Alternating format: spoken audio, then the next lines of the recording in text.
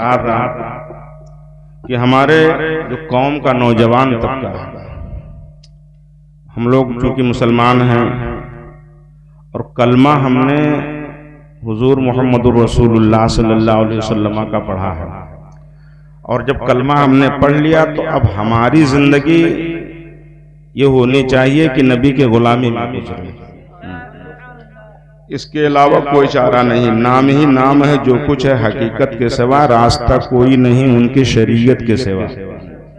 नाम ही नाम है, जो कुछ है हकीकत के सिवा, रास्ता कोई नहीं उनकी शरीयत के सिवा, और शामियाना नहीं खुर्शीद कयामत के लिए, काली कमली के सिवा, चादर इतरत के सिवा।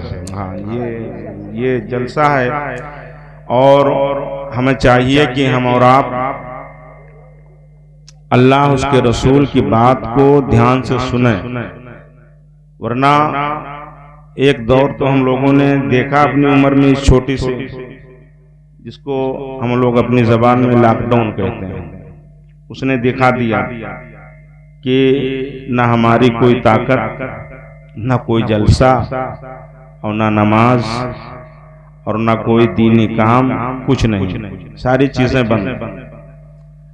और जो लोग कभी नमाज नहीं पढ़ते थे वो भी इमाम साहब के पीछे लॉकडाउन में लगे रहते थे कि किसी तरह हम भी, अब घर पे पड़े थे, कोई काम था नहीं। अब अल्लाह उसके रसूल को गए भूल। एक दौर वो देखे जनादा ले जाने के लिए बामुश्किल तमाम चोरी छुपे कहीं अगर कोई 10-5 आदमी चले गए, वो भी डर डर के, बगैर टोपी के कि कोई देख न ले, वरना 4 आदमी या 5 आदमी, वो हाल था। और फिर हम लोगों का जो हाल है, आज बुलाया जाता है, जलसे होते हैं, इनको दे दो भैया, बच्चे नहीं पिए, इनको दे दो, वरना ये बड़े अहम हैं।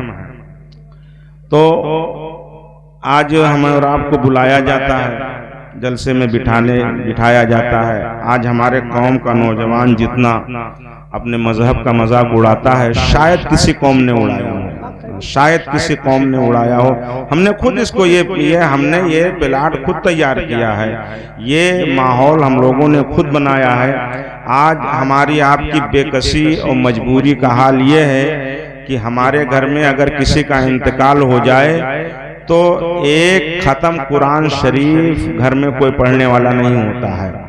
एक खत्म कुरान शरीफ एक एक पारा घर में बांट दिया जाए, पड़ोसियों को दे दो, किसी माँ बहन को दे दो, बेटियों को दे दो, बच्चों को दे दो, लाओ दे दो, ताकि ये पढ़ दें, ताकि मरने वाले के नाम साले सवाब कर दिया जाए। ये कुछ नहीं हो पाता है।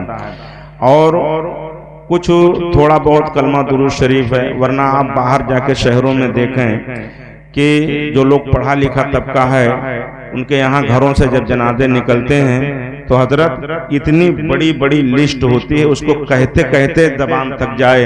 वो सूर्य दुखान है, सूर्य मुल्क है, सूर्य यासीन है, सूर्य रहमान है, सूर्य वाक़या है, दुआए गंदुलर्श है, दुआ दुरूद किदा है, दुरूद नारी है, दुरूद हजारी है, न जाने कितनी दुरूदें होती हैं, न जाने कितने खत्म पढ़े जाते हैं, 5-5 खत्म, 6-6 खत्म वो लोग पढ़ के तैयार कर देते हैं, जब तक के कफन दफन का इंतजाम होता है। हमारे यहाँ ये कुछ नहीं होता है, हमारे यहाँ कुछ नहीं होता है। और हम लोगों का हाल ये है कि हमारे घर में माँ बाप का इंतकाल हो जाए, किसी का भी इंतकाल हो जाए, तो हम और आप इतने मजबूर हैं, इतने लाचार हैं कि हम लोगों को अपने माँ बाप के कब्र पर फातिहा पढ़ना नहीं आता, फातिहा पढ़ना नहीं आता है। सिर्फ ईद के दिन अगर कब्रिस्तान पे ईदगाह बना हुआ है, वहां गए और जाने के बाद बस वो हाथ उठाए और मिन मिन मिन मिन मिन मिन मिन मिन किए और हाथ फेरे और चले आए। ना उन्हें सूर्य फातिहा पढ़ना आता है, ना सूर्य रहमान, ना सूर्य यासीन, कुछ नहीं आता है।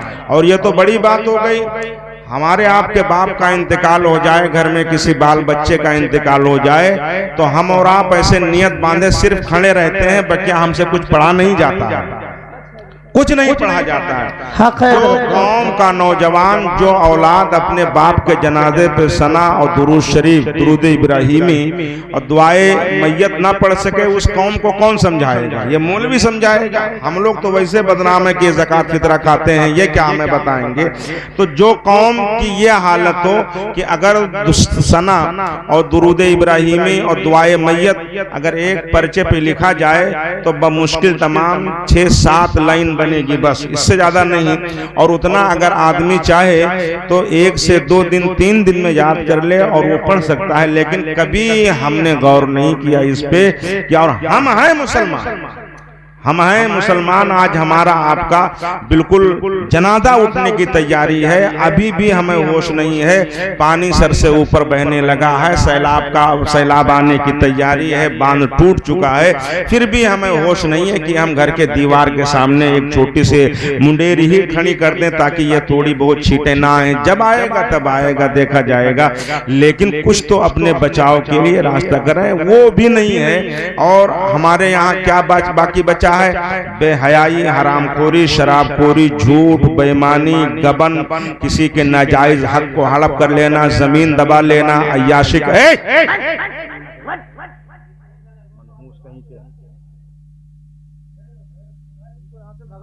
भगाओ ना, तमाशा बना रखे हो।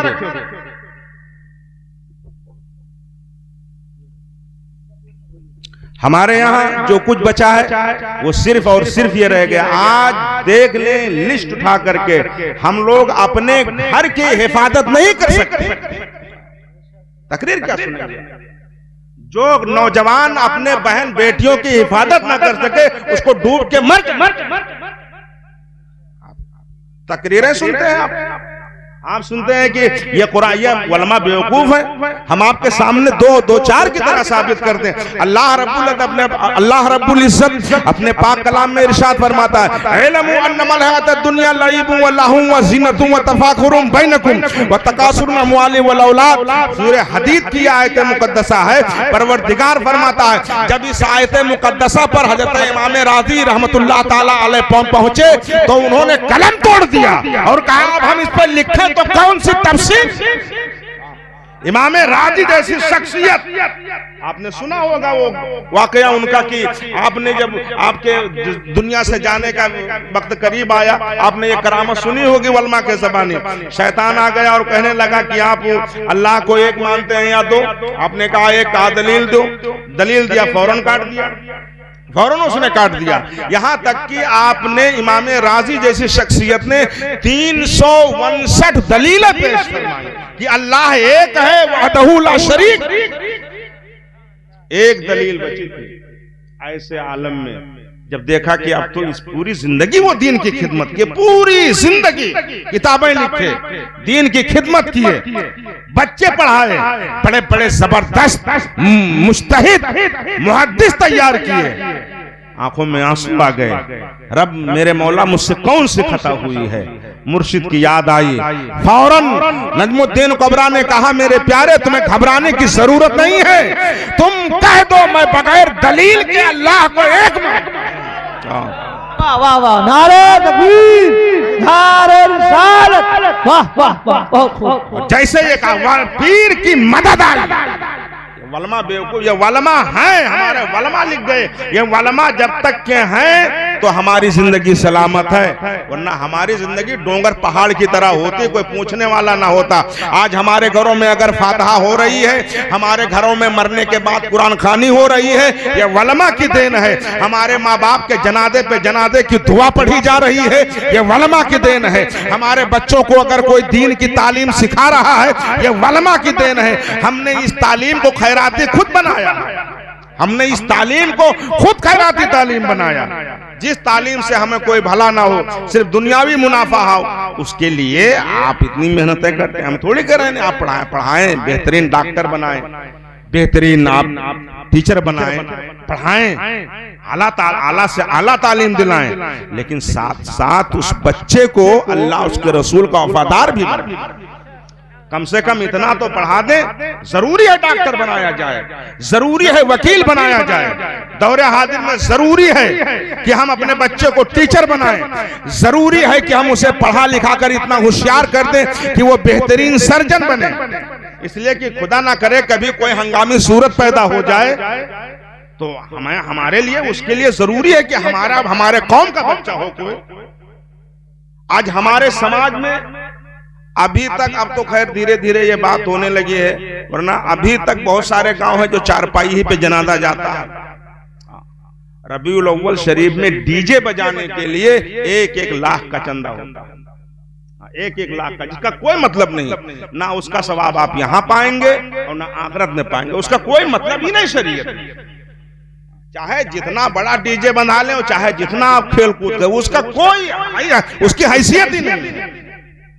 या अल्लाह के रसूल सल्लल्लाहु अलैहि वसल्लम इस जमाने में तशरीफ लाए थे, इसलिए नहीं लाए थे कि तुम डीजे बजाओ, इसके लिए नहीं। हमारे आका ने इस दीन को फैलाने के लिए पेट पे पत्थर बांधा। जब दीन की हिजरत की, जब सहाबा के हिजरत की बारी आई, हमारे ऊपर आप कौन सी तकलीफ आई है? तकलीफें तो वो झेले हैं जिन्होंने इस्लाम के खातिर कुर्बानियां दी।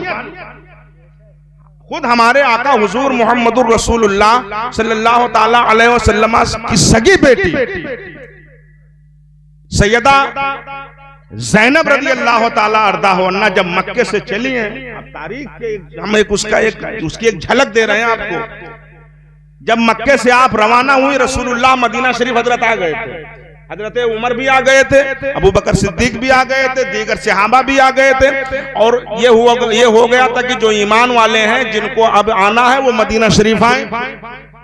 रसूलुल्लाह सल्लल्लाहु अलैहि वसल्लम की बेटी सैयदा ज़ैनब रज़ी अल्लाह ताला अर्दा अन्हा, जब तक कि उस वक्त शरीयत में ये निकाह हराम नहीं था, अबुल आस के निकाह में थी, उन्होंने अपने शौहर से कहा कि मैं अपने बाप हुजूर सल्लल्लाहु अलैहि वसल्लम के पास मदीना शरीफ जाना चाहती हूँ। उनके शौहर ने कहा ठीक है तुम जाओ। वो हमल से थी, कारी साहब, सैयदा ज़ैनब, हमारे हुजूर की 4 बेटियां, बड़ी बेटी सैयदा ज़ैनब, सैयदा रुकैया, सैयदा उम्मे कुलसूम, सैयदा माँ फातिमा रज़ियल्लाहु ताला अलैहिम अजमईन, ये 4 बेटियां, जिसमें सैयदा रुकैया, सैयदा उम्मे कुलसूम, ये दोनों बेटियां एक के बाद दिगरे मेरे आका ने उस्मान गनी के निकाह में दिया। हजरत फातिमा की शादी मौला अली से किया, सैयदा ज़ैनब की शादी नबी ने मक्के में कर दिया था। जब वो रवाना हुई तो लगभग 3 या 4 या 5 महीने का हमल उनके शिकम में था, और जब वो चलने लगी, अकेले ऊंट पे सवार हुई और मक्के वालों को खबर मिली कि रसूलुल्लाह की बेटी यहाँ से जा रही है। उन लोगों ने घेराव किया, उनके पेट में नेजा मारा, बच्चा भी शहीद हो गया, खुद भी शहीद, रसूलुल्लाह की बेटी वो भी शहीद हो गई, पेट का बच्चा भी शहीद हो गया। आप क्या समझते हैं कि दीन ऐसे हमें मिल गया है, ऐसे बैठे बिठाए मिल गया है? ऐसे नहीं मिला है। इसके लिए बड़ी कुर्बानियां देनी पड़ी हमें और आपको। तो ना कोई कुर्बानी देनी है, ना कुछ पढ़ना पढ़ाना है, ना कहीं आना जाना है, ना ही कुछ। अल्लाह ताला फरमाता इल्मु अन्नमल हयातुद दुनिया लईबुन व लहवुन व ज़ीनतुन व तफाकुरुन बैनकुम, जान लो ये दुनियावी जिंदगी खेल कूद, बस बच्चा है वो खेल रहा है, उससे क्या मतलब कि हमारा बाप बादशाह है या हमारा बाप भिखारी है या हमारा बाप ताजदार है ना। बच्चे को भूख लगी, दूध पी लिया माँ का, थोड़ा और बड़ा हुआ, गलियों में महल्लों में खेल रहा है, भूख लगी खाना खा लिया, नंगा है माँ ने कपड़ा पहना दिया, उसको क्या मतलब। अब जब थोड़ी उम्र बढ़ी, ज़ीनतुन व तफाखुरुन बैनकुम, अब वो अपनी जीनत का इजहार करता है। ये उम्र है 15 से 25 साल की, अपनी जीनत का इजहार करता है। दौरे हाजिर में अच्छा मकान बनाकर, अच्छी गाड़ी खरीद कर, बेहतरीन घड़ी पहनकर, बेहतरीन दोस्तों के साथ घूम करके अपनी जीनत का इजहार करता है। अपने फख्र और अपने बड़ाई की डींगे मारता है, अपनी बड़ाई की डींगे मारता है कि मैं ये हूं, मैं फला हूं, मैं फला हूं, मैं फला हूं। और जब बुढ़ापा आ गया तो वह तकासुर में अम्वाल वल औलाद, बुढ़ापे में 2 ही तमन्ना रह जाती है कि हमारे पास माल की कसरत हो और हमारे पास हमारा परिवार ज्यादा हो। बुढ़ापे में ये तमन्ना रह जाती है। और ये तमन्ना कहां तक लेकर के जाती है? परवरदिगार फरमाता है अलहाकुमुत तकासुर हत्ता जुर्तुमुल मकाबिर, तुम्हें माल की लालच ने हिलाक कर डाला यहां तक कि तुमने कब्रों का मुंह देखा। कल्ला सौफा तालमून सुम्मा कल्ला सौफा तालमून, जान जाओगे, हाँ हाँ जान जाओगे। जो लोग कहते हैं कि नहीं नहीं हजरत देखा जाएगा, ये हमारी जिंदगी है, हमारी सोच है, हमारा ख्याल है, हमारी मर्जी है, हमारी समझ है, बड़े हम हैं, समझदार हम हैं, चौधरी हम हैं, प्रधानी हमारे आंगन में नाच करती है, जमाना हमें सलाम करता है, हमारे आगे पीछे हवाली मवाली घूमते हैं, हमारे जिंदाबाद जिंदाबाद मुर्दाबाद के नारे लगते हैं। हमें कौन होता है सबक बताने वाला? हम तो बड़ी बड़ी नियाज़ें भी करते हैं, हम तो गौस पाक की नियाज भी खिलाते हैं, इमाम हुसैन की भी नियाज खिलाते हैं, और रबीउल अव्वल में डीजे भी बजाते हैं। सबसे बड़ा झंडा हमारा होता है, हम आगे आगे चलते हैं, हम लोगों को शरबतें पिलाते हैं। लेकिन अगर वो कुरान पढ़े होते तो आंख खुली होती। रब ताला फरमाता है वैलुल लिकुल्ली हुमादातिल लुमादा लिल्लज़ी जमअ मालन व अद्ददा यहसबु अन्ना मालहु अखलदा कल्ला ला युनबदन्ना फिल हुतामति वमा अदराका मल हुतामा नारुल्लाहिल मुक़द्दतुल लती तत्तलिउ अलल अफ़िदा। परवरदिगार फरमाता है वैलुल लिकुल्ली हुमादातिल लुमादा, खराबी है, तबाही है, बर्बादी है, हिलाकत है उन लोगों के लिए जो लोगों के अंदर आयब ढूंढे और पीठ पीछे बुराई करे। ये कुरान की आयत है। वैलुल लिकुल्ली हुमादातिल लुमादा, खराबी है, तबाही है, बर्बादी है, हिलाकत है उन लोगों के लिए जो लोगों के अंदर आयब ढूंढे और पीठ पीछे बुराई करे। जब इतनी बात हो गई तो अब फिर आगे परवरदिगार फरमाता है लिल्लज़ी जमअ मालन व अद्ददा, खराबी है, तबाही है, बर्बादी है उसके लिए जिसने माल को सेंत सेंत के रखा, गिन गिन के रखा, इस ख्याल में यहाँ सबो अन्ना मालहू अखलदा, हम जन्नत में चले जाएंगे। हमने बड़ी बड़ी नियाज़ें खिलाई हैं, हमने कभी रमजान में हमने रोजा नहीं रखा है, लेकिन हमने इफ्तार पार्टी करवाई है, हम इफ्तार पार्टी में भी गए हैं, हम गौस पाक की नियाज खिलाते हैं, हमारे पास माल की कसरत है, ज़माना हमें सलाम करता है, ज़माना हमारे नाम का माला जपता है। ये कौन होते हैं हमें बताने वाले? यह सबो अन्ना मालहू अखलदा। परवरदिगार फरमाता है वो ये इस गुमान में है कि हम जन्नत में चले जाएंगे। आगे परवरदिगार फरमाता है कल्ला ला युनबदन्ना फिल हुतामति वमा अदराका मल हुतामा, ना परवरदिगार फरमाता है ऐसे लोगों को हम जहन्नम के गड्ढे हुतामा में डालेंगे। आगे परवरदिगार फरमाता है वमा अदराका मल हुतामा, मेरे बंदे तू जानता है कि ये हुतामा क्या है? परवरदिगार जवाब दे रहा है नारुल्लाहिल मुक़द्दतुल लती तत्तलिउ अलल अफ़िदा, ये जहन्नम की वो आग है जो तुम्हारे भेजों में चढ़ जाएगी और आग के खंभों से बांध। नारे तकबीर, नारे रिसालत, इस्लाहे माशरा कॉन्फ्रेंस, नारे रिसालत। हम और आप समझते हैं कि हमारे दोनों हाथ में लड्डू हैं, गंगा नहाए हैं, अब हम तो हमारा बैकुंठवास हो जाएगा। हम अभी इसी में लगे हुए हैं। हमारे कौम का नौजवान उसकी तो दुर्गत का हाल ये है। यही नहीं, ये कोई अड़रई गांव का थोड़ी मसला है। तो हम लोग न जाने कहां कहां गए देखे, यही हाल हर जगह हर ये तो फिर भी कुछ है, आप लोग आए हुए हैं। कोई गांव तो ऐसे मनहूस इलाके हैं कि चले जाओ तो बना बनाया मूड बिगड़ जाता है। उनका मुंह देख लो तो तकरीर करने की मर्जी नहीं होती। ऐसे ऐसे मनहूस गांव मिलते हैं। फिर भी आप लोग तो जिंदा दिल है, कारी साहब की मेहनत है, इनका आप साथ दे रहे हैं, इनसे इनका साथ दीजिए, इनकी बातें सुनिए। सबसे बड़ी बात इनके अंदर खूबी ये है कि अगर ये कोई मसला अगर आप पूछते हैं और अगर ये उसमें इनकी वहाँ तक रसाई नहीं होती, फौरन ये अपने बड़े उलमा से राब्ता करते हैं, आप तक को बात पहुँचाते हैं। ये होना भी चाहिए। हम लोग खुद राब्ता रखते हैं एक दूसरे से। अगर कोई मसला हो, कोई जानकारी लेनी हो तो उससे पूछा जाता है। आप ये मेहनत कर रहे हैं, नमाजें धीरे धीरे नमाजें आज नहीं तो कल। ये होता हजरत हम कैसे नमाज पढ़ें, तो कैसे नहीं, आप शुरू कीजिए धीरे धीरे। भाई हम अगर हमसे कोई अगर कोई रकम दे दे तो मकान बनाने के लिए हम अकल नहीं लेते हैं।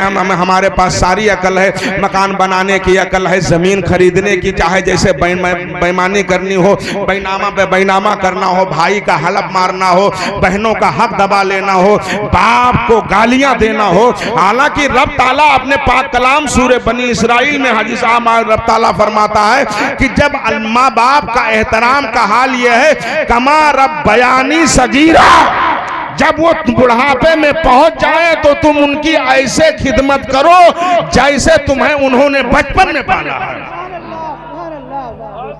किसी के यहाँ अगर 4-5 बच्चे हो जाते हैं या रहते हैं सारे लोग, कब आज तो खैर ये सारी चीजें फरावानी है, गोश्त मछली ये हर गांव मिल रहा है, हर जगह जगह पानी है, जगह जगह खाना है, कहीं भी जाएं तो गोश्त है, मछली है, कबाब है, सारी चीजें ये अल्लाह की नियामत के दरवाजे खुले हुए हैं। लेकिन आज से अगर आप 50 साल पीछे जाएं, 60 साल पीछे जाएं, 80 साल पीछे जाएं, अपने बड़ों से हम जब मालूम करते हैं तो इतनी फरावानी थी ही नहीं। आप यहां से निकलते बहराइच शरीफ चले जाते तो ये रोड ना मिलती और कोई नजर भी नहीं आता। आज इतनी फरावानी है, सारी चीजें हैं, लेकिन कभी आप देखें जब इतनी गरीबी थी, इतनी गुर्बत थी, जब लोग चवन्नी और एक एक नए की मजदूरी करते थे, 2-2 आने पे मजदूरी करते थे। कभी उनसे पूछे, किसी के घर में 4 भाई बहन होते थे, 5 भाई बहन होते थे, 10-10 भाई बहन होते थे, माँ बाप दिन भर मजदूरी करते थे। लेकिन आप कलेजे पे हाथ रख के बताएं, कभी माँ बाप ने बंटवारा किया कि 2 बच्चों को मैं पालूंगी, 3 बच्चों को तुम पालो? कह रहे हैं वो कभी बंटवारा किए? आज भी नहीं होता। माँ बाप के गोद में अगर 4-5 औलादें हैं तो कभी आप ये देख लें कि कभी माँ बाप ने बंटवारा किया हो कि नहीं आप 2 बच्चों को कमा के खिलाएं, मैं 2 बेटियों को पालूंगी ना, भूखे रह लेंगे, धूप में बाल सफेद हो जाए, लेकिन औलाद की परवरिश माँ बाप खुद करते हैं। 1 हो, 2 हो, 10 हो, जितनी औलादें हो, बेटा हो, बेटी हो, बेटियां हो, उनकी परवरिश माँ बाप खुद करते हैं। लेकिन बदमाशी हमारे अंदर इतनी है, शादी हो गई और 2 रुपया मुंबई से कमा के आ गए, गटर साफ करके आ गए। अब उनका दिमाग खराब है। उनके पास अगर मस्जिद में चंदा लग जाए देने के लिए तो नानी मर जाती है। रंडियों को पैसा देंगे, पतुरिया को पकड़ाएंगे उंगली से, हाँ मुंह में दबा के पकड़ाते हैं। ये इतने नालायक। अगर माँ बाप 1 रुपया मांग ले, तुम्हें क्या जरूरत है, तुम पैसा मांगती हो, मैं तो कमा के खिलाता ही हूँ, सारे घर की खिदमत होती है, तुम पैसा। अगर कहीं बेगम साहब मांग ले, सरे तस्लीम कम है, जो मिजाज से यार में आए बोलो, चाहे कितना महंगा जोड़ा ला के देना पड़े, चाहे हमें शर्ट पैंट बेचना पड़े, चाहे जहाँ जाना पड़े, चाहे हमें जाकर के संडास साफ करना पड़े, लेकिन तुम राजी रहो, हम तुम्हें खिलाएंगे पिलाएंगे, तुम राजी रहो। और हाल यह होता है कि जैसे 2 पैसे आए, अगर 2 भाई हैं, 2 भाइयों में देखा गया है बाप उधर तो माँ इधर। ये होता हम लोगों के, ये हम लोगों के यहाँ होता है। बट गए माँ। ये भी होता है कि नहीं 6 महीना तुम खिलाओ, 6 महीना हम खिलाएंगे, ये भी होता है। और फैसला भी इसी पे होता है। जबकि माँ बाप जमीन पर वो नेमत है। अल्लाह फरमाता कमा रब्बयानी सगीरा। जहां तक मैंने कुरान पढ़ा है, 4 जगहों पर अल्लाह रब्बुल इज्जत ने हमारे तुम्हारे वालिदैन के हक को अपने बराबर करार दिया है। जहां पर रब ने अपने हक का जिक्र फरमाया, फौरन हमारे माँ बाप का जिक्र फरमाया। कमा रब्बयानी सगीरा, तुम बुढ़ापे में उनकी ऐसे परवरिश करो जैसे बचपन में उन्होंने तुम्हें पाला है। बच्चा है गोद में, सर्दी की रातें हैं, बच्चा दूध पी रहा है, पेशाब कर रहा है, बिस्तर भीग रहा है, लेकिन माँ की ममता देखें। हाँ माँ होती है, ये जाने के बाद भी दुआ देती है। ये दुनिया में रहे तो औलाद को दुआ दे, और दुनिया से चली जाए तो दुआ दे।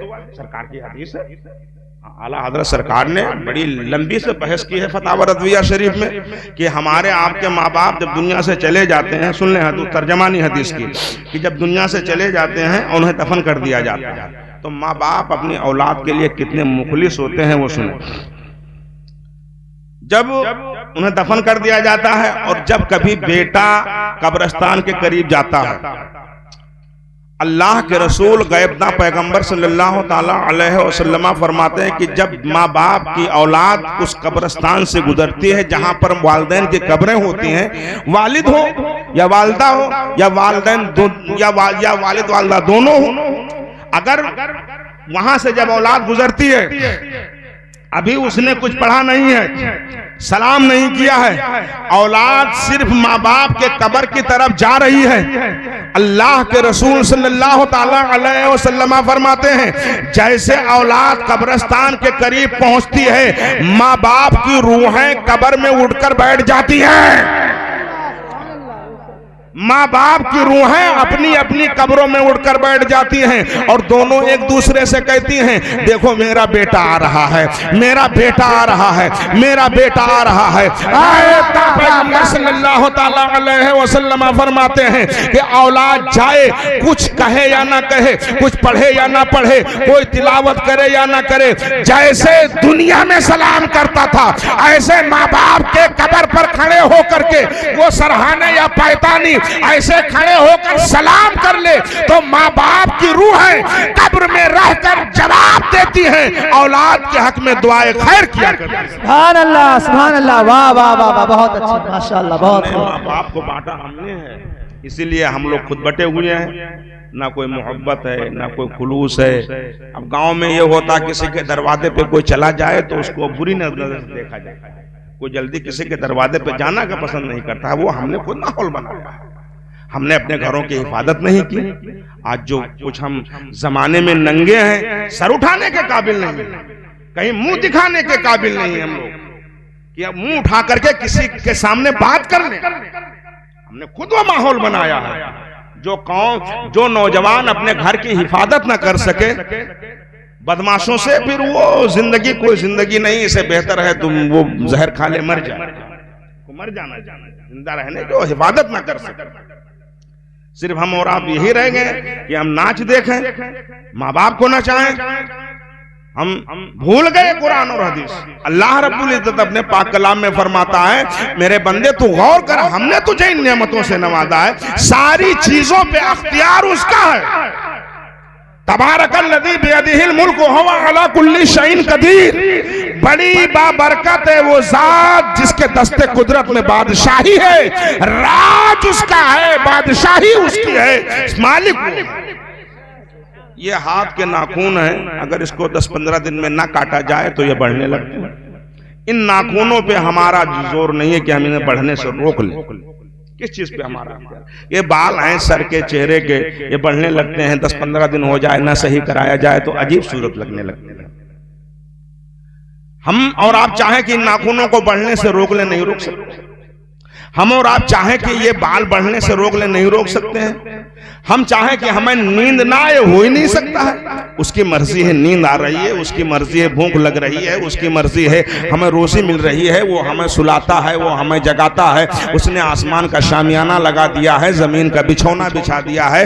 अम्मा सूरह नबा की पूरी सूरत इस पे गवाह है कि किस तरह से उसने जमीन का बिछौना बिछाया है, चांद सूरज की रोशनी बख्शी है, आसमान से रहमतों भरा बारिश के छज्जे उतार दिए हैं। इसके अलावा वो हमारे बागों को फल देता है, नेमतें देता है। अल्लाह रब्बुल इज्जत ने अपनी नेमतों का तस्करा बड़ी तफसील से सूरह नहल में किया है कि तो मिसाल देकर के रब ने समझाया है कि मेरे बंदे तू गौर कर, तेरी जमीन एक होती है, पानी एक होता है, और जब तो उसी जमीन में एक ही बिगहा जमीन होती है, उसी जमीन में किसान कभी अंगूर का दरख्त लगाता है, नीम का दरख्त लगाता है, सेब का दरख्त लगाए, धान की बुवाई करे या इसके अलावा केले का पौधा बिठाए। जमीन एक है, पानी एक है, लेकिन जब किसान उस पानी से सिंचाई करता है तो हाल ये होता है कि पानी पूरे दरख्तों में जा रहा है, नीम के पौधे में जा रहा है, सेब के पौधे में जा रहा है, अंगूर के पौधे में जा रहा है, अनार के पौधे में जा रहा है, फसलों के पौधे में जा रहा है। पानी एक है, जमीन एक है, लेकिन आप देखें रब फरमाता है मेरी कुदरत की निशानियों को देखो। पानी एक है, जमीन एक है, लेकिन जब उसमें फल आते हैं तो अनार का रंग अलग होता है, सेब का रंग अलग होता है, धान का रंग अलग होता है, इसका जायका अलग। और फिर मामला यह है कि जब पानी हमने खेत में डाला तो उसमें ना शक्कर मिलाया ना नमक मिलाया, लेकिन कुदरत रब ताला फरमाता है मेरी कुदरत को देखो कि एक ही पानी सिंचाई हो रही है, लेकिन नीम का फल आता है वो कड़वा होता है, केले का फल मीठा होता है, संतरे का मजा खट्टा होता है, सेब का मजा खुश्क होता है, अंगूर का मजा मीठा होता है। ये सारी नेमतें गिना करके परवरदिगार फरमाता है हमने तुम्हें एक ही माँ बाप से पैदा किया है, हमने तुम्हें एक ही माँ बाप से पैदा किया है, हजरत आदम और हव्वा से पैदा किया है। वही काला रब्बुका लिल मलाइकती इन्नी जाइलुन फिल अर्दी खलीफा, हमने तुम्हें एक ही माँ बाप से पैदा किया है। लेकिन देखें वो फरमाता है मेरी कुदरत की निशानियों को देखो, इसी जमीन पर कैसे कैसे इंसान बसते हैं। आज पूरी दुनिया अल्लाह ने हमें तुम्हें बना दिया है। हमारे आपके कई भाई बहन होते हैं,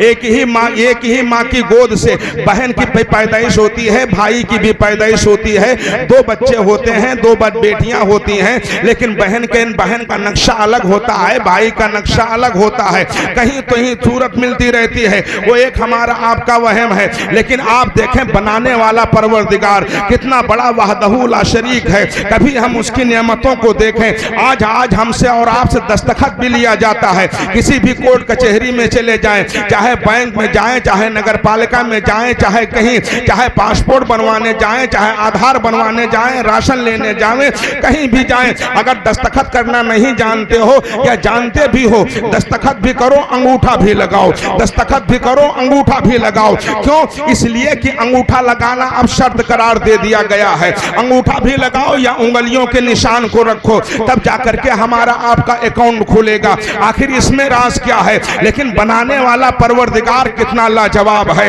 वो कितना बड़ा वहदहू ला शरीक है।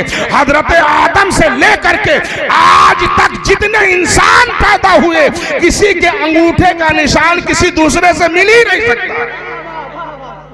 ये कौन बना रहा है? ये कौन बना रहा है? एक बतख का अंडा होता है, एक बतख का अंडा होता है, एक मुर्गी का अंडा होता है। आप मुर्गी के अंडे को लाइए और बतख के अंडे को लाइए और दोनों को हाजी साहब दरिया के किनारे रखिए।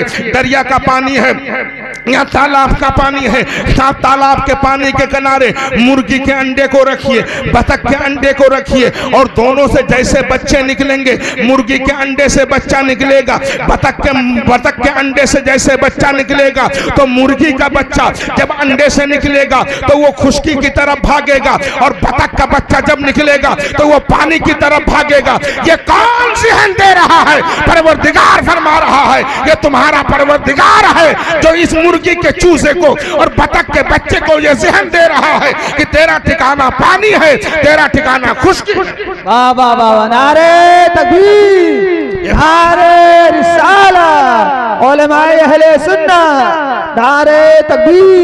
किसी को यही हमारा आपका माहौल है। किसी की जिंदगी है, किसी की 10 साल की होती है, किसी की 20 साल की होती है। कोई खाना ज्यादा खाता है, कोई खाना कम खाता है, किसी को नींद ज्यादा होती है, किसी को नींद कम आती है, किसी को उम्र में जल्दी बाल सफेदी आ जाती है, किसी को जवानी बुढ़ापे तक रहती है। आखिर ये कौन दे रहा है? हमारे तुम्हारे हादमे को सही कौन बना रहा है? वो हमें तुम्हें चलाने वाला कौन है? हमारी आंखों में रोशनी देने वाला कौन है? जमीन पर बैठे बैठे आप जब चाहे आसमान को देख ले, जमीन पर बैठे बैठे आप जब चाहे चांद सूरज सितारे को देख ले, और अल्लाह तौफीक दे पैसे जमा हो जाएं, आप जाकर के इन्हीं आंखों की रोशनी से गुंबदे खदरा का नजारा कर ले, खाने काबा का दीदार कर ले। आखिर ये रोशनी कौन दे रहा है? इतने सीने में छोटा सा दिल मौजूद है, दिल धड़क रहा है, दिल धड़क रहा है, सांस चल रही है। आखिर ये कौन धड़कन दे रहा है?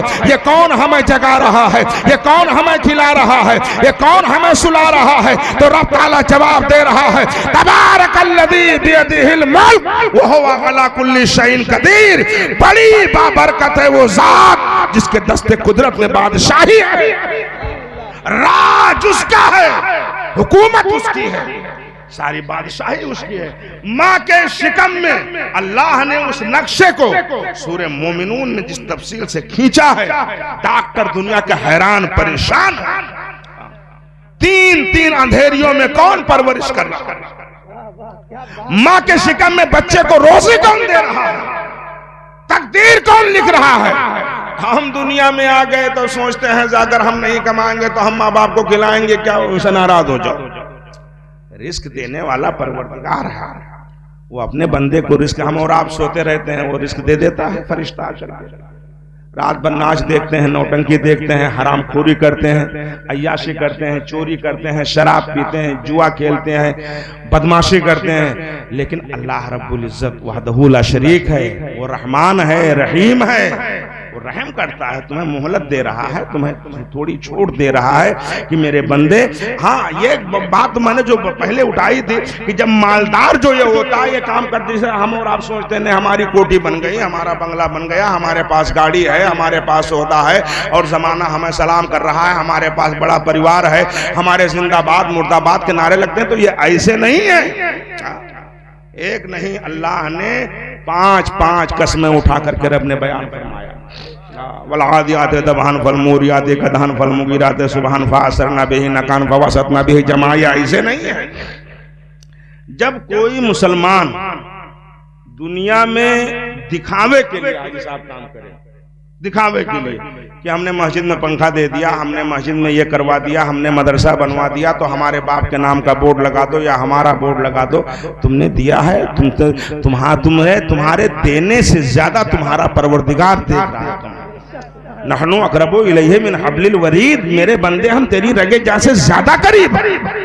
इन्ना रब्बहुम बिहिम यौमइदिन लख़बीर, मेरे बंदे हम तुझे हर वक्त देख रहे हैं, तेरे हर कामों से खबरदार हैं। अगर अल्लाह की रजा के लिए ये काम है तब तो खैर क्या कहने, उसके तो कोई दुनिया में और आखिरत में तो कोई शुमार ही नहीं उस अजर का। और अगर दिखावा है, हमने दिखावा किया तो अल्लाह ताला उसका बदला उस बंदे को छोड़ता नहीं है कि हम उसे छोड़ दें। आपने नियाज की है, इफ्तार कराया है, किसी गरीब की शादी करवा दी है, रमजान में किसी गरीब बेवा को कपड़ा दे दिया है, किसी को खाना दे दिया है, कुछ मस्जिद में बनवा दिया है, गेट लगवा दिया है, या नामोरी के लिए कोई काम किया, तो अल्लाह ताला उस मेहनत को तुम्हारे बर्बाद नहीं जाने देता है। परवरदिगार फरमाता है उसके बदले में हम उसे दुनिया में दे देते हैं। अब वो ये खुश होता है कि ये तो हमारे दोनों हाथ में तो चांदी लड्डू ही लड्डू है, तो हम तो होशियार हो गए भाई, हम ये कर रहे हैं, हम यहाँ भी माला माल हैं, और आखिरत तो ये फिर उधार सौदा है, वहाँ तो नगद हो ही जाएगा। तो अब उसका परिवार बढ़ेगा, उसकी औलाद बढ़ेगी, वो कहीं भी जाएगा हाथ उठाएगा तो लगेगा कि मुराद पूरी हो गई, जमीन बढ़ेगी, मकान बढ़ेगा, परिवार बढ़ेगा।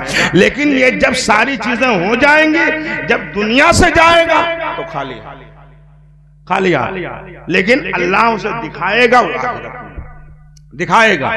जब उसके हिसाब की बारी आएगी तो बहुत, वो सूरह फुरकान में आया है, हबाम मंसूरा, बहुत बड़ा राख का पहाड़ होगा। जब वो राख का पहाड़ होगा, जब वो देखेगा तो बड़ा खुश हो जाएगा। अल्लाह फरमाएगा मेरे बंदे तूने दुनिया में हमारे लिए बड़ा काम किया, तो ये वहां भी कहेगा हाँ हाँ मौला हमने तेरे लिए बड़ा काम किया, तेरी रजा के लिए काम किया, हमने तेरी राह में बड़ा पैसा खर्च किया, हमने मस्जिद बनवाई, हमने रास्ता बनवाया, हमने दरख्त लगवाए, हमने पानी पीने का इंतजाम किया, हमने बड़ी बड़ी नियाजें की हैं। तो अल्लाह फरमाएगा मेरे बंदे तू उस नेकियों को देखना चाहता है, तो ये कहेगा हाँ मौला दिखा दे, ये तेरा करम होगा। तो अल्लाह फरमाएगा देख मेरे बंदे ये तेरी नेकियां हैं। अब वो खुश हो जाएगा कि अब तो हम दुनिया में कामयाब थे ही, आखिरत में तो ये नेकियों पहाड़ की शक्ल में है। लेकिन जब फरमाएगा परवरदिगार जा अपनी नेकियां उठा ले, अब जैसे वो बढ़ेगा तो परवरदिगार सूरह फुरकान में फरमाता है जैसे वो करीब जाएगा तो हवा मंसूरा, हवा का जोरदार झक्कड़ चलेगा, आंधी चलेगी और वो राख का पहाड़ होगा, वो हवा में बिखर जाएगा। अब ये हाथ, ये शख्स के हाथ के तोते उड़ जाएंगे, जो फरमाना सूरह क़यामा में फाइजा बरकल बसरो, उसकी आंखें फटी की फटी रह जाएंगी, उसकी आंखें फटी की फटी रह जाएंगी।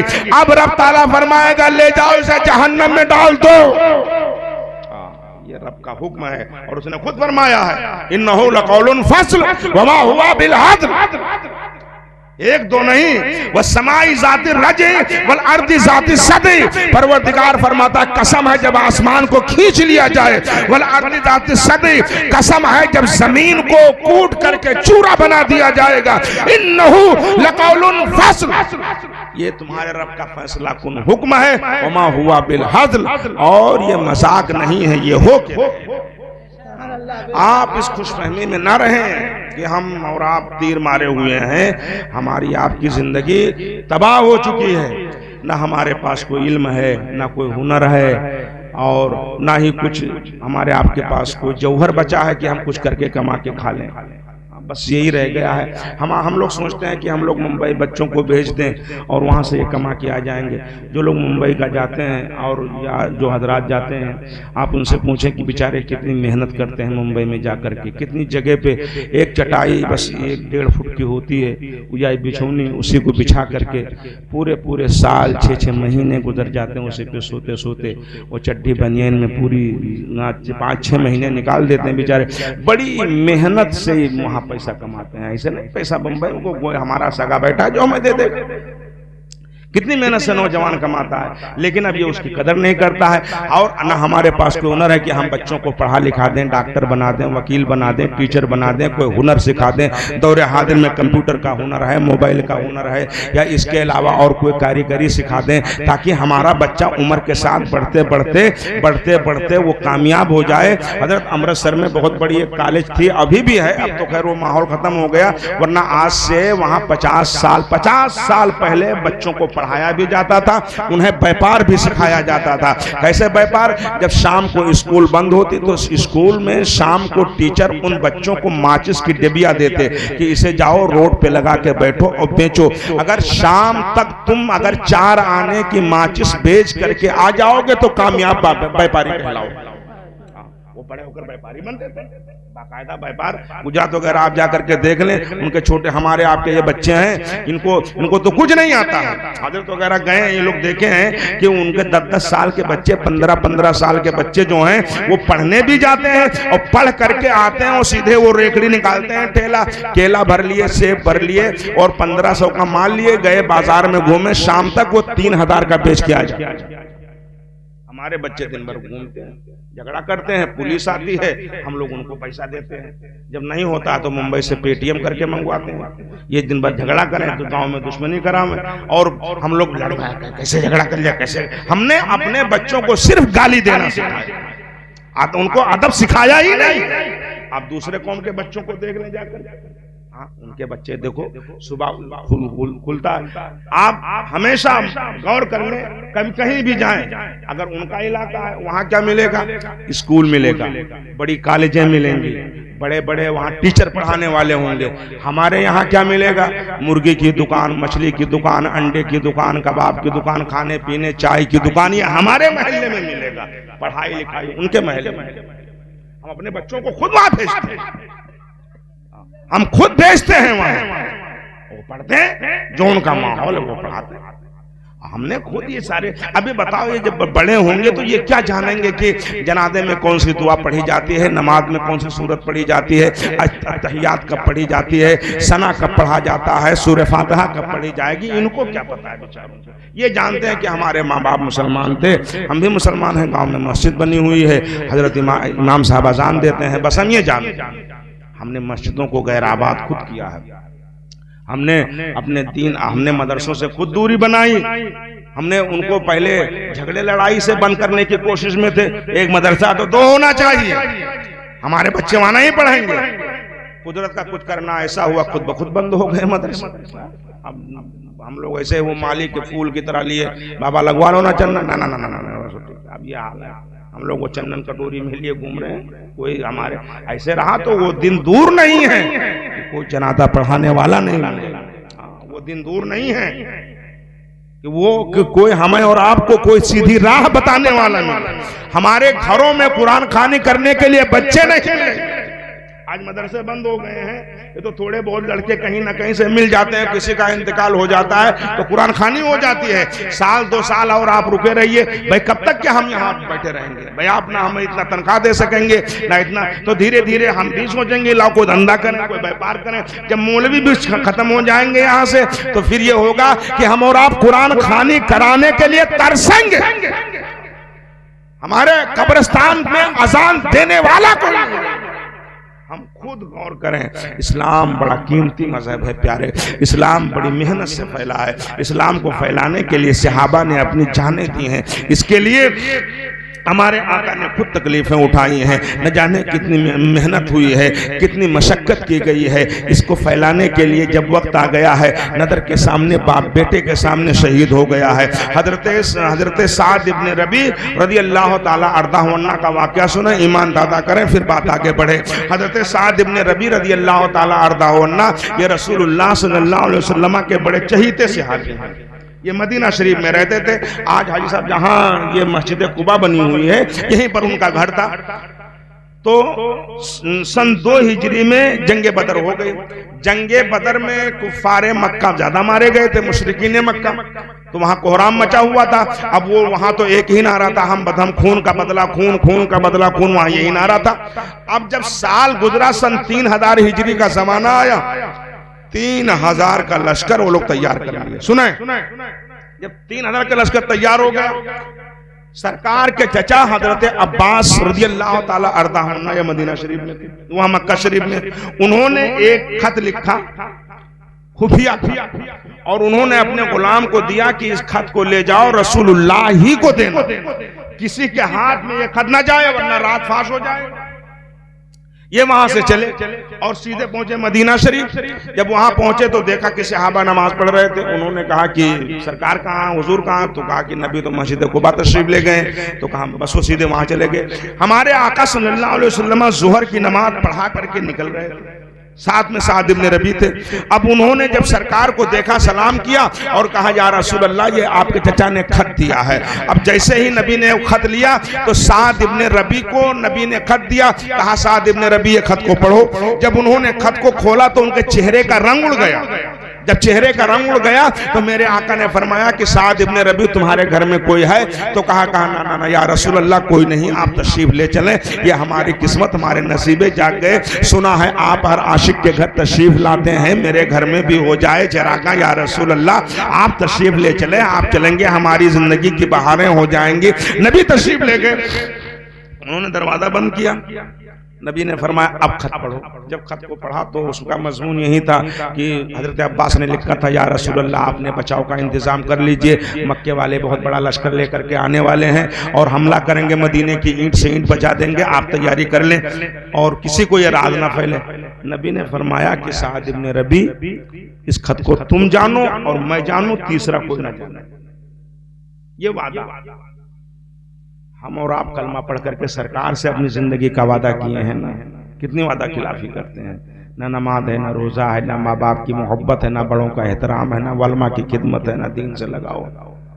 हम लोग खुद, हमारे पास अगर पैसे आ जावे तो हम लोग डीजे बजवाते हैं, नाच रखवाते हैं और उस पर हम और आप मजे लेते हैं कि ना हजरत घर में वो बहन नहीं मानती है, फूफी नहीं मानती है, नानी नहीं मानती है। लेकिन याद रखो ये सब के सब जमाना छूट जाएगा।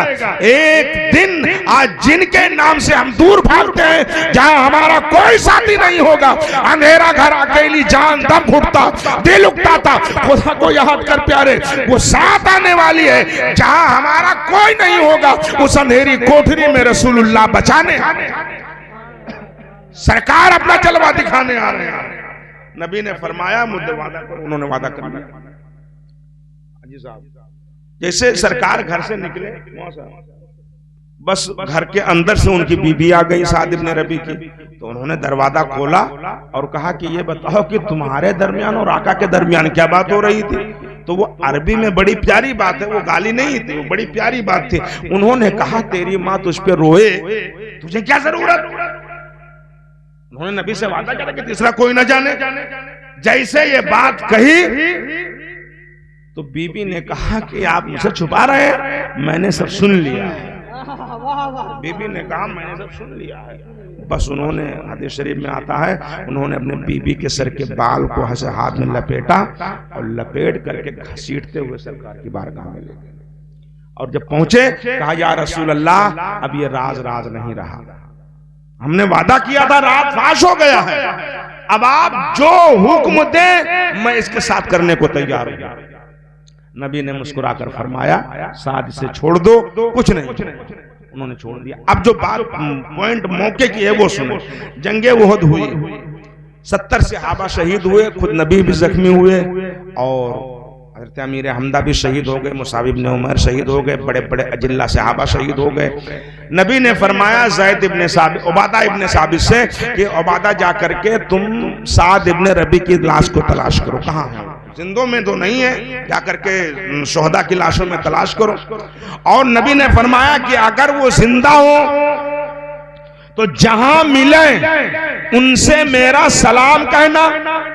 मुस्तफा जाने रहमत फरमा रहे हैं, उनसे मेरा सलाम कहना, और जो वो कहें उनकी वसीयत को सुनना, उनकी वसीयत मैं पूरी करूंगा।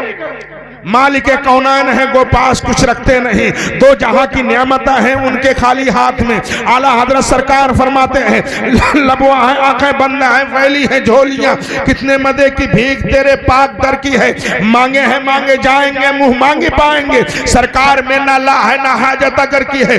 दूसरी जगह फरमाते हैं, लुत्फ उनका आम हो ही जाएगा, शाद हर नाकाम हो ही जाएगा, साइलो दामन सखी का ताम लो, कुछ ना कुछ इनाम हो ही जाएगा, मुफलिसों उनकी गली में जा पड़ो, बागे खुल्द इकराम हो ही जाएगा, याद अबरू करके तड़पो बुलबुलो, टुकड़े टुकड़े दाम हो ही जाएगा। नबी फरमा रहे हैं, जो वो पूछें जो वो कहें उनकी वसीयत को सुनना, मुझसे बताना मैं पूरा। जब वो तलाश करते करते ओहद पहाड़ी के करीब पहुंचे, क्योंकि उसमें हमला जब हुआ था तो तितर बितर मामला हो गया था, कुछ सहाबा इधर कुछ उधर। जब गए तो अब सुने कौम के नौजवानों, सुनो, तकरीरन तो बहुत सुने हो, जलसे बहुत देखे हो, सुनो कि नबी ने जो पैगाम दिया था और जिनके दिल में इश्क रसूल था। जब वो उबादा इब्न साबित वहां गए तो देखा कि हजरत साद इब्न रबी की आधी गर्दन कट चुकी थी, आधी गर्दन उनकी कटी हुई थी और बदन में 70 जख्म लगे थे। ये कहानी नहीं, हदीस के अल्फाज सबऊना ज़रबन, उनके बदन में 70 जख्म लगे हुए थे, पेट में, पीठ में, नेज़े के, भाले के 70 जख्म लगे हुए थे, आधी गर्दन कटी हुई थी, खून का फव्वारा जारी था, आंखें बंद थी। सादिक उबादा पहुंचे, पहुंचने के बाद देखा कि उनकी सांस चल रही है तो वो बैठ गए और बैठने के बाद फरमाया, उबैदा, अब उन्होंने फरमाया कि साद इब्न रबी आंखें खोलो, रसूलुल्लाह ने तुम्हें सलाम कहा है। उन्होंने फौरन आंखें खोली और जब आंखें खोली टकटकी बांध कर उनको देखने लगे, कहा नबी ने सलाम कहा है और तुम्हारी बच्चियां जिंदा हैं, तुम्हारी बीबी जिंदा है, कोई वसीयत करना चाहो तो तुम कहो, नबी ने वादा किया है कि वो पूरी करेंगे।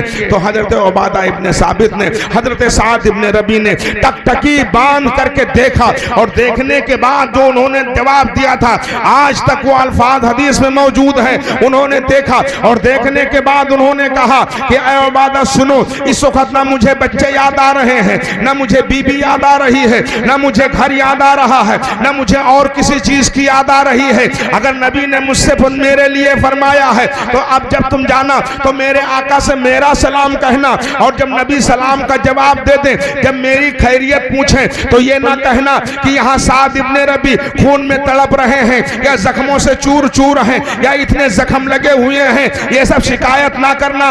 ऐ उबादा, वादा करो कि जब रसूल मेरे आका मेरी खैरियत पूछें तो ये कह देना कि साद इब्न रबी को मैदाने ओहद में लेटे लेटे जन्नत की खुशबू आ रही थी। सुभान अल्लाह, नारे तकबीर, नारे रिसालत, मसलके आला हज़रत, नारे तकबीर।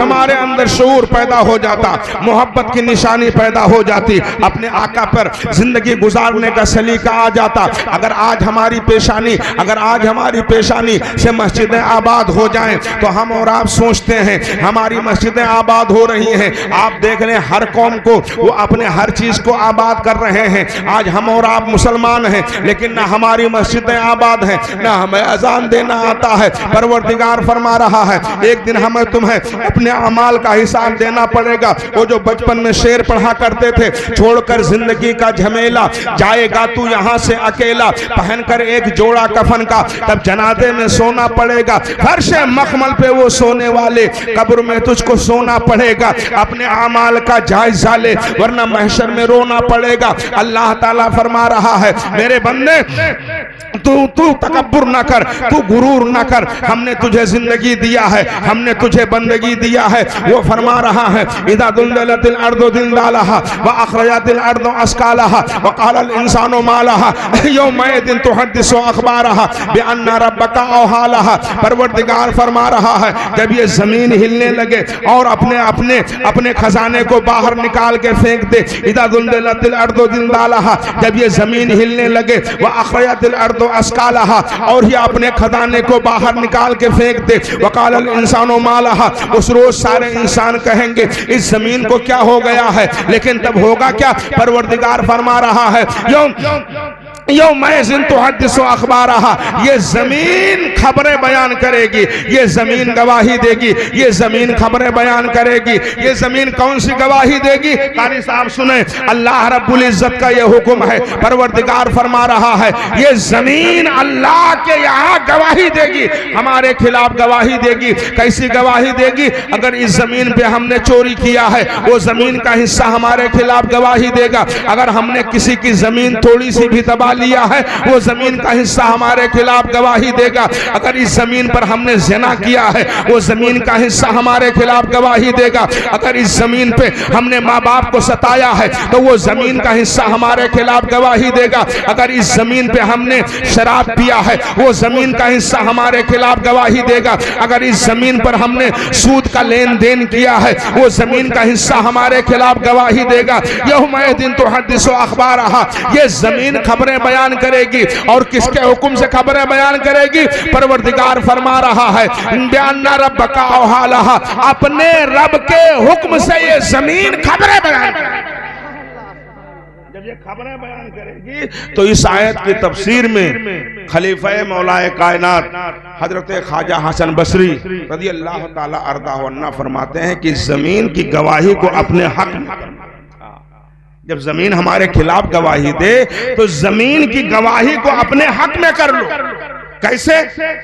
इस जमीन पे नमाजें पढ़ के, ताकि वो जमीन का हिस्सा हमारे खिलाफ है, वो हमारे हक में गवाही दे। इस जमीन पे कुरान पढ़ करके, ताकि वो जमीन का हिस्सा हमारे हक में गवाही दे। इस जमीन पे सजदे करके, इस जमीन पे रोजा रख के, इस जमीन पे माँ बाप की खिदमत करके, इस जमीन पे मस्जिद बनवा कर, इस जमीन पे मदरसे बनवा कर, इस जमीन पे खिदमत करके, दीन की खिदमत करके जमीन की गवाही को हक में कर लो, ताकि तुम्हारे हक में गवाही दे। बिअन्ना रब्बका औहालहा, अपने रब के हुक्म से ये जमीन खबरें बयान करेगी। बात अभी पूरी नहीं हुई है। परवरदिगार फरमा रहा है यौमइज़ि यस्दुरुन नासु अश्तातन लियुरौ अमालहुम, रब ताला फरमाता है तुम्हारे सीने के राज को निकाल करके तुम्हारे सामने रख दिया जाएगा। हम और आप सोचते हैं कि हम उसे 30 मार बने हुए हैं, जान बचे लाखों पाए, लौट बराती घर को आए, हम चोरी कर लिए, हमें कोई नहीं जानता है, हमने झूठी गवाही दे दी है, हमने किसी की जमीन दबा लिया है, हमने किसी का हक मार लिया है, हमने कहीं से कुछ छुपा के चुरा लिया है। हम सोचते हैं हम ही जानते हैं, कोई नहीं जानता ना, ये फरिश्ते रिकॉर्ड कर रहे हैं, ये रिकॉर्ड हो रहा। अब तो ये रिकॉर्डिंग की बात बहुत अच्छी तरह समझ में आ जाती है। छोटी सी मेमोरी होती है मोबाइल में या कंप्यूटर में, और पूरी दुनिया का डाटा उसमें आ जाता है। अब तो अच्छी तरह ये बात समझ में आ सकती है। कुरान का एजाज है कि सारी बातें खुलती चली जा रही हैं, सारी बातें खुलती चली जा रही हैं। जैसे तब मुफस्सिर कुरान मुफ्ती अहमद यार खान रहमतुल्लाह ताला अलैह फरमाते हैं हजरत कि पूरा कुरान सूरह फातिहा में, और सूरह फातिहा कुरान की एक सूरत सूरतुल हिज्र की एक आयत से पूरा मुकम्मल कुरान है। ये दिबाचा है, मुकदमा है। जो उन्वान पूरे कुरान में फैला हुआ है वो इजमाली बयान सूरह फातिहा में, और सूरह फातिहा की तफसीर में मौला अली फरमाते हैं कि पूरा कुरान बिस्मिल्लाह में, पूरा कुरान बिस्मिल्लाहिर रहमानिर रहीम में। अब मौला अली रज़ी अल्लाह ताला अर्ज़ाहु अन बाबुल इल्म, राजदारे मुस्तफा, दामादे रसूल, खैबर शिकन, हजरत मौला अली रज़ी अल्लाह ताला अर्ज़ाहु अन्ना फरमाते हैं पूरा कुरान बिस्मिल्लाहिर रहमानिर रहीम में, और पूरा बिस्मिल्लाहिर रहमानिर रहीम का पूरा कुरान बिस्मिल्लाह के बा में, बिस्मिल्लाह के बा में, और आप फरमाते हैं पूरा कुरान बिस्मिल्लाह के बा के नुक्ते में। अली फरमाते हैं वो नुक्ता मैं हूं, वो नुक्ता मैं हूं। अच्छा, ये नुक्ता रख दो कैसे समझ में आ जाएगा, लेकिन अब ये बात खुल गई। आप नक्शा निकालें, हिंदुस्तान टच करें, पूरी दुनिया का मोबाइल में सर्च करें, आप जैसे ही दिल्ली पे अंगूठा रखेंगे बहराइच पे, ये नुक्ता होता है बहराइच है, ये बहराइच शरीफ है, नुक्ता रखा हुआ है, वहां लिखा हुआ बहराइच शरीफ। आपने नुक्ते को देखा और पूरा जहन में पूरा मामला आ गया कि इसी नुक्ते के अंदर वहां पर अब ये सारा मामला है, इसी नुक्ते में कोर्ट कचहरी है, इसी नुक्ते में फौजी छावनी भी है, इसी कुछ नुक्ते में अस्पताल भी है, इसी नुक्ते में छावनी चौराहा भी है, इसी नुक्ते में घंटा घर भी है, इसी नुक्ते में चांदपुरा भी है, इसी नुक्ते में नादिलपुरा भी है, इसी नुक्ते में इसी नुक्ते में रेलवे स्टेशन भी है, इसी नुक्ते में दरगाह शरीफ भी है, इसी नुक्ते में अनारकली भी है। अब तो ये बात जहन में आ गई कि जब नुक्ते में पूरा शहर बहराइच आ सकता है, तो अगर अली फरमा दे जो मदीनतुल इल्म है, आप बाबुल इल्म है, आप फरमाते हैं कि मैं इल्म का शहर हूं, अली उसके दरवाजा है, नबी फरमा रहे हैं। तो जब हजरत अली के इल्म का हाल यह है, जब एक नुक्ते में एक दुनिया का शहर आ सकता है, तो एक नुक्ते में रब के करम से मौला अली के सीने में आ सकता है।